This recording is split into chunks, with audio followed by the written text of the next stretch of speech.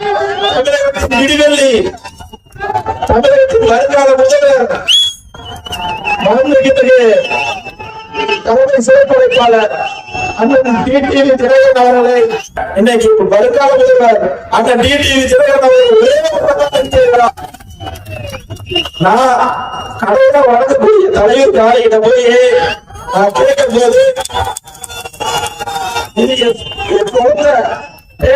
சத்தியம் தலைவர் காலையோட நான் போய் சீட்டை போட்டேன். டிடிவி தினகரன் போய் போனா சமுதாய வேலை அடுத்த இடத்துக்கு போமா வருமானு சொல்லி கேட்டதை கூட்டத்துல அந்த பேர் மட்டும் எழுதி போட்டேன். சரிங்களா? அந்த பேர் மட்டும் எழுதி போட்டு கேட்கும் போது அந்த பேர் மட்டும் வந்தது.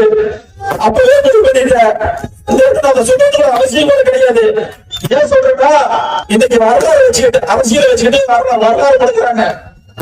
நம்ம கூட்டு நடத்த மட்டும் இல்லாம தமிழ்நாட்டு முழுவதும் இன்னைக்கு நாம இந்த தமிழ்நாட்டை காக்கிறது ஒரே தலைவர்னா அந்த டிடிவி தினகரன் அவர்தான்.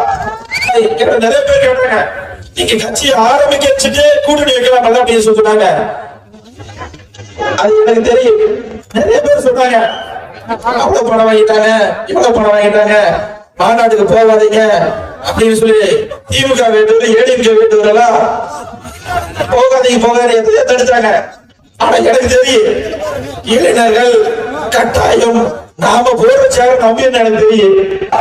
ஜல்லிக்கட்டு நாயகன் அண்ணன் ஓபிஎஸ் மகாசியோடும் எல்லா கட்சிக்காரரும் சொல்றாங்க.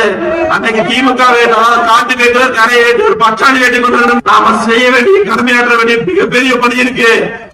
அது என்ன நீங்க தெரிஞ்சுக்கிட்டு போகணும். அண்ணன் சொன்ன மாதிரி மிக தூரம் இல்ல.